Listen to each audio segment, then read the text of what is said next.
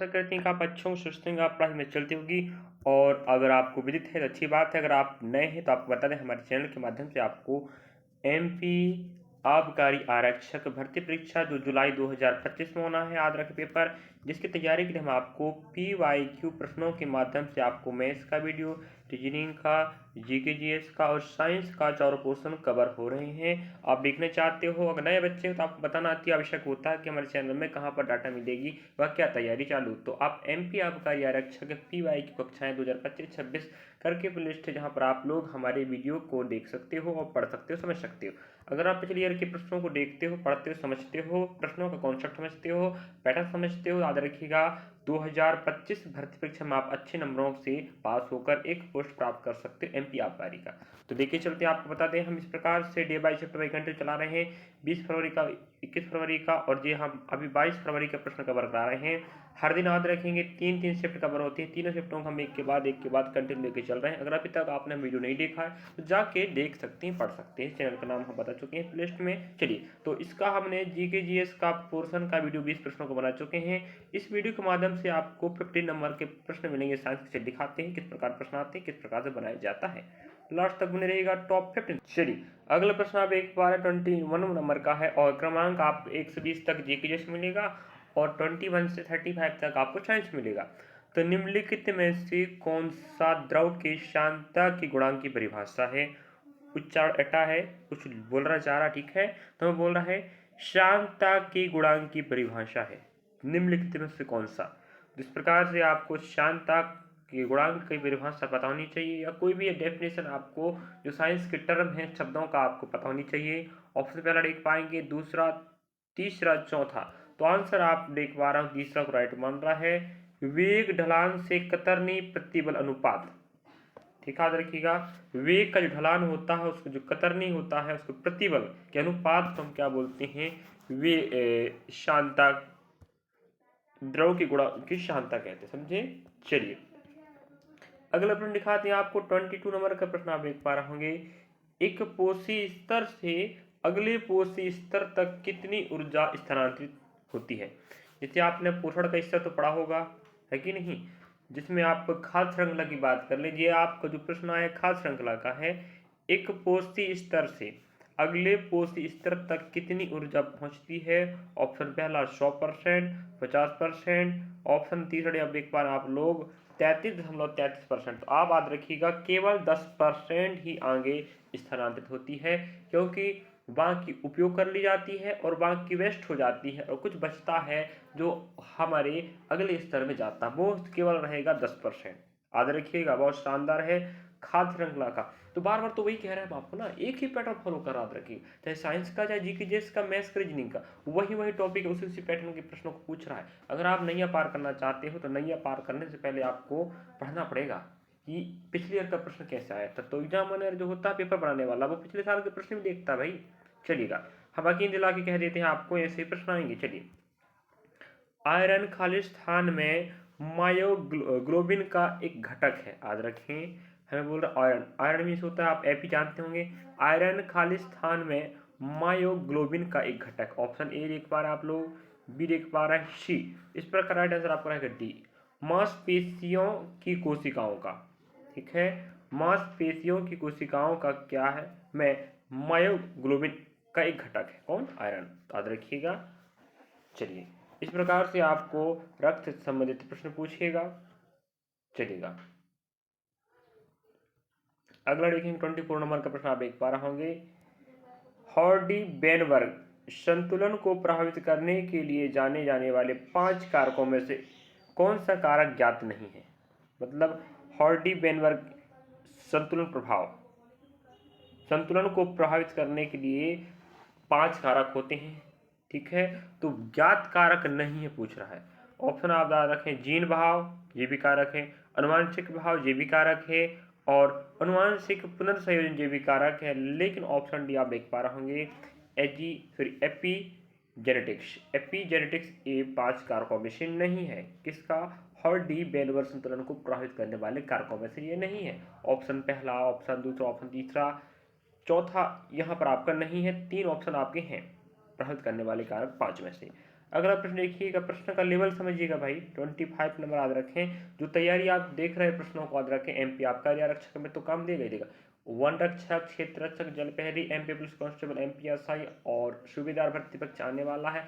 और मध्य प्रदेश की समस्त भर्ती परीक्षाओं में जैसे और साथ में SSC, bank, railway, state level के अदर भर्ती परीक्षाओं में आपको साइंस का प्रश्न नहीं पूछता, क्या पूछता है ना, वहाँ पर भी काम देगा। और एनटीपी के ग्रुप डी की तैयारी हम करवा रहे हैं हमारे चैनल की प्लेलिस्ट में, आप जाकर देख सकते हो भाई। ठीक है, वहाँ पर भी हमने फिजिक्स के प्रश्नों के माध्यम से बेहतरीन तैयारी करवा के रखे हैं। अभी थोड़ा आबकारी का वीडियो अपलोड हो रहा है तो वो थोड़ा विराम चल रहा है, विराम, समझे। चलिए, तो जाके आप लोग विजिट कर लीजिएगा, चैनल का वही रहेगा, प्लेलिस्ट आप देख सकते हो। रेलवे भर्ती परीक्षा 2025-26 NTPC group D RPF constable करके प्लेलिस्ट है। खालिस्तान पादप रोग को वलय रोग के नाम से भी जाना जाता है, मतलब होता है वलय। जैसे आपको बात करें, वलय मीन्स होता है सर्कल, ठीक है, याद रखें। वही है पादप रोग, मतलब एक ऐसा रोग है जिसको हम वलय रोग भी कहते हैं, याद रखेंगे। जो मोजेक रोग तो आपके तंबाकू में होता है ना भाई, तो आपका आलू का मुरझाना, याद रखेंगे। जो आलू होती है जिसे आप खाते हो, याद रखिएगा, तो आलू, ठीक है, तो आलू का जो मुरझाना को हम साथ में दूसरी भाषा में आप, जैसे एक ही चीज के दो नाम हो उसी प्रकार से आलू का मुरझाना एक रोग है जो पादप रोग है, आलू में होता है, इसको वलय रोग के नाम से भी जाना जाता है। चलिए, इस प्रकार से रोग समझ प्रश्न आएगा। ऑप्शन आप देख सकते हो, बाकी मोजेक रोग, आलू का मुरझाना, चक्र रोग, काला रोग, ऑप्शन भी आप करेक्ट हो जाएगा, आलू का मुरझाना। अगला प्रश्न देखेंगे आप लोग। चलिए, अगला प्रश्न है, बकमिस्टर फुलरीन के एक गोलाकार अणु में कितने कार्बन परमाणु जुड़े होते हैं। देखिएगा, शानदार प्रश्न पूछा है। थोड़ा प्रश्नों का लेवल याद रखें, हल्का सा अलग चल रहा है। और ग्रुप डी में तो आपको पता है 25 प्रश्न आएंगे, याद रखें। वहाँ पर भी आपको, अगर आप एमपी आबकारी के प्रश्नों को लगा रहे हो, पढ़ रहे हो, तैयारी कर रहे हो, तो ग्रुप डी में भी आपका काम देने वाला है, यकीन से कहता हूँ। चलिए, तो याद रखेंगे, बकमिस्टर फुलरीन के एक गोलाकार अणु में 60 कार्बन के परमाणु जुड़े होते हैं। ऑप्शन पहला देख सकते हैं, दूसरा देख सकते हैं, ऑप्शन बी को राइट माना है, जिसमें आपके पास 16 कार्बन परमाणु जुड़े होंगे। ठीक है, अगला 27 का प्रश्न कहता है, याद रखेंगे, शिफ्ट वही तारीख वही। इसी शिफ्ट का 20 प्रश्नों का भंडार हमने पढ़ा के रख चुके हैं पिछले वीडियो में जाके। इसी प्रकार हर शिफ्ट का 2 पार्ट होते हैं, 20 प्रश्नों का जी के जीएस और 15 प्रश्नों का साइंस। तो एक शिफ्ट 2 पार्टों में कवर होता है। बढ़िया बढ़िया इत्मीनान से शिफ्ट बाय डे देखते रहो, प्रश्नों का तरीका आप अपने आप अनुमान लगा लोगे, आइडिया लग जाएगा, चाहे वो मैथ्स का, रीजनिंग का, जी के जीएस का, समझ गए। साइंस का कार्यात्मक समूह वाले कार्बनिक यौगिकों के रूप में जाना जाता है, यौगिकों के रूप में जाना जाता है, याद रखें। तो बोल रहा है कार्यात्मक, ठीक है, जिसे आप कहना चाह रहे हैं कार्यात्मक की बात करें, और अंग्रेजी में आप देख सकते हो, याद रखिएगा, ठीक है। चलिएगा, तो हमें बोल रहा है ऐसे यौगिक चाहिए जो कार्यात्मक समूह वाले कार्बनिक यौगिक के रूप में जाना जाता है। आपका आंसर रहेगा ऑप्शन नंबर पहला, देख सकते दूसरा, तीसरा आप करेक्ट हो जाएगा, कार्बोक्सिलिक अम्ल, ठीक है, जिन्हें हम क्या बोलते हैं, कार्यात्मक समूह या कार्बनिक यौगिक के रूप में जानते हैं, ठीक है, तो कार्बोक्सिलिक अम्ल। अगला प्रश्न देखेंगे आप लोग, 28 देख पा रहे होंगे, लिग्राइट किस प्रकार का ईंधन है, याद रखिएगा। हमें पूछ रहा है लिग्राइट किस प्रकार का ईंधन है, गैस ईंधन है, द्वितीयक ईंधन है, तो इसका राइट आंसर होगा आपका ऑप्शन बी, सेकेंडरी फ्यूल, मतलब द्वितीयक ईंधन होता है कौन, लिग्राइट, याद रखिएगा। और तरल ईंधन है, प्राथमिक ईंधन है, तो क्या रहेगा, द्वितीयक ईंधन लिग्राइट। अगला प्रश्न देखेंगे आप लोग 29 नंबर का, हमें कहता है एसिटिलीन और संश्लेषण गैसें किस प्रकार की ईंधन है। तो जो एसिटिलीन होता है और संश्लेषण गैस किस प्रकार की ईंधन अभी पूछा था मैं, लिग्राइट किस प्रकार का ईंधन, हमने बोले द्वितीयक ईंधन, उसी प्रकार से हमें पूछ रहा है जी किस प्रकार गैस, ऑप्शन भी आपको जाएगा, ये भी द्वितीय गैस ईंधन होते हैं, याद रखें। तो लिग्राइट भी द्वितीयक ईंधन गैस है, उसी प्रकार से एसिटिलीन और संश्लेषण गैस भी किस प्रकार के ईंधन है, द्वितीय गैसीय ईंधन, याद रखें। चलो, इस प्रकार से नेक्स्ट प्रश्न हमें देखने को मिल रहा है 30 नंबर का, ये कहता है दक्षिण पूर्वी संयुक्त राज्य अमेरिका का नरक किस नदी को कहा जाता है, याद रखिएगा। दक्षिण पूर्वी, आप तो जानते हो अमेरिका के बारे में जानते होंगे, तो दक्षिण पूर्वी संयुक्त राज्य अमेरिका को हम अमेरिका भी कह सकते हैं, जिसे हम USA कहते हैं शॉर्ट फॉर्म में, तो आप सुने होंगे भाई, पढ़ने वाले बच्चे हो ना। चलिएगा, दक्षिण पूर्वी संयुक्त राज्य अमेरिका का नरक किस नदी को कहा जाता है, याद रखेंगे। पहला ऑप्शन देख पा, एलो नदी, टेंसी नदी, अमेजन नदी और कहऑन नदी। तो ऑप्शन बी आपका राइट हो जाएगा, टेंसी। ठीक है, तो टेंसी नदी को ही दक्षिण पूर्वी संयुक्त राज्य अमेरिका या दक्षिण पूर्वी USA को कि अमेरिका का नरक कहा जाता है नदी को। ठीक है, टेंसी याद रखिएगा। अगला प्रश्न देखेंगे आप लोग 31 का, निम्नलिखित में से कौन सा रंग प्रकाश संश्लेषण में सहायता करता है। तो आप तो जानते होंगे हरे पौधे ही प्रकाश संश्लेषण क्रिया करते हैं और भोजन निर्माण करते हैं, याद रखिएगा। तो प्रकाश, मैं बार बार कह दूँ आपको, हर बात कह रहा हूँ, बार बार कहता हूँ कि यार जो पैटर्न है ना बिल्कुल सेम फॉलो कर रहा है। यकीन नहीं है तो आप लोग 1 शिफ्ट, 2 शिफ्ट, 3 शिफ्ट, 4 शिफ्ट देखो, अपने आप करने पड़े। अभी हमने 20 फरवरी का 3 शिफ्ट कवर कराया है, 21 का तीनों और 22 का तीनों होने वाला। अभी तो जी सेकेंड शिफ्ट चल रहा है, अगला पार्ट से थर्ड शिफ्ट चालू हो जाएगा।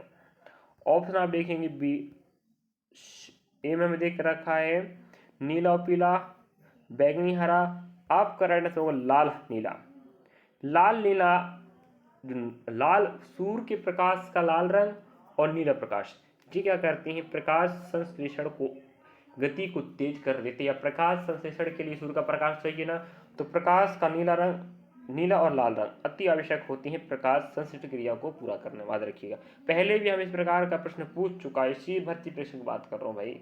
चलिएगा, अगला प्रश्न देखेंगे 32 नंबर, आप देख पा रहे होंगे, किस शैक्षणिक संस्थान ने शोध किया है कि भारत गंगा के मैदान में अमोनिया की अधिकतम मात्रा पाई जाती है।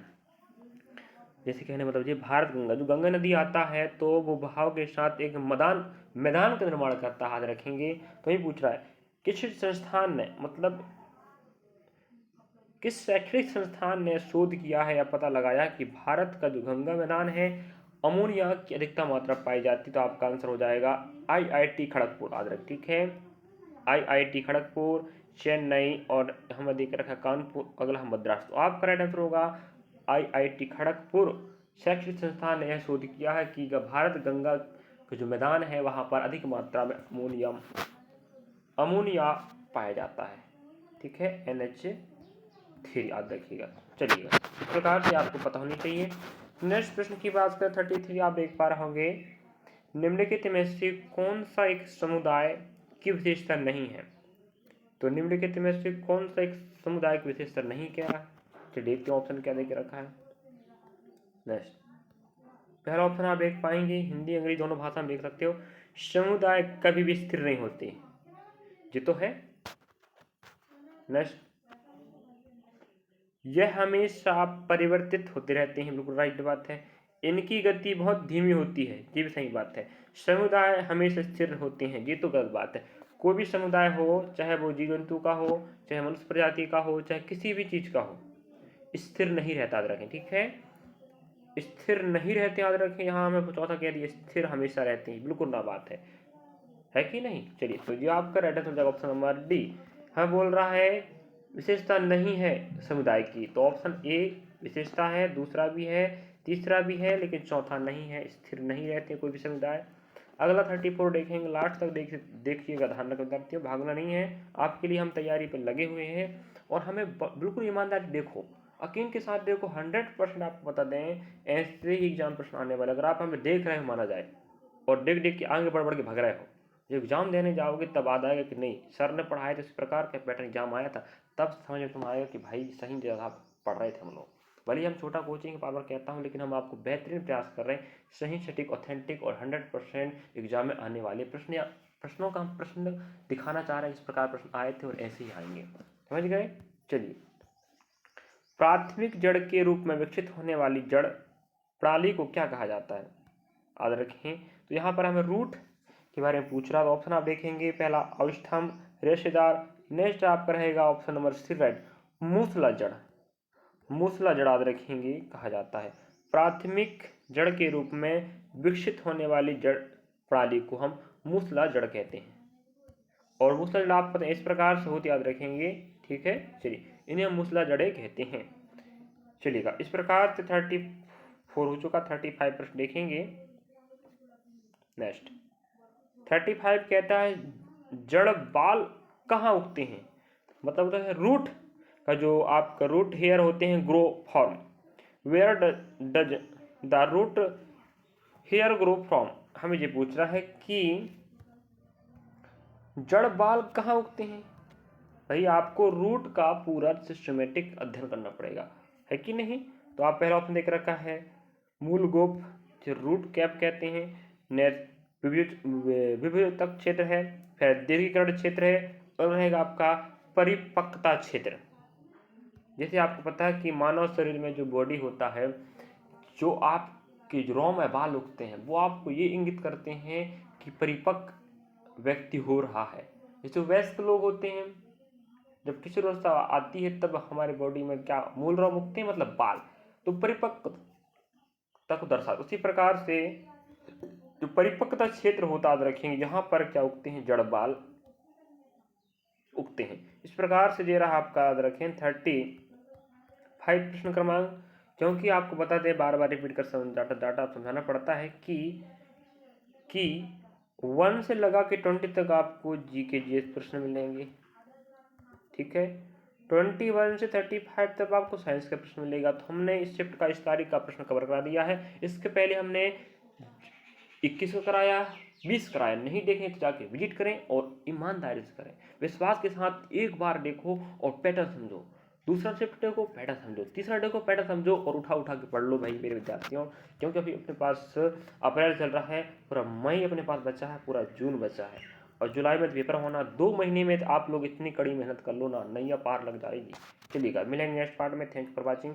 वीडियो अच्छा लगा तो लाइक सब्सक्राइब शेयर करना भूलें, और कमेंट कीजिएगा वीडियो कैसा लग रहा है। और हम नवीनतम अपडेट के रूप में भी कुछ भी जानकारी लेकर आते रहते हैं। तो हमसे आप भर्ती परीक्षाओं के अपडेट भी चाहते हैं तो आप जुड़ सकते हैं। जरूरी नहीं कि तैयारी कर रहे हैं तो ही जुड़ो, कुछ भी जानकारी हो आप हमसे 10% अगर आपका सहयोग होता है, अगर हम कर पा रहे हैं आपका सहयोग, तो हमारा मतलब हो रहा है कि हम बच्चों को सहयोग कर पा रहे हैं। हमें सपोर्ट कीजिएगा, हम आपके साथ हैं हर संभव, और मिलते रहेंगे, पढ़ाते रहेंगे और आपकी तैयारी करवाते रहेंगे। और समय निकाल कर हम प्रयास करते हैं आपको सही सटीक जानकारी देने का। ऑफलाइन क्लास भी हम चलाते हैं और रिकॉर्डेड वीडियो भी चालू है, तो थोड़ा सा समय मैंने जो कम हो पाता है। मैथ्स का वीडियो, रीजनिंग का वीडियो थोड़ा कंटिन्यू अभी नहीं हो पा रहा है, लेकिन हम प्रयास करेंगे उसको भी। बाकी जी के जेस और जी के जेस और साइंस तो पर डे एक दिन के बाद कवर होता रहेगा। चलिए मिलेंगे next part. Thank you for watching.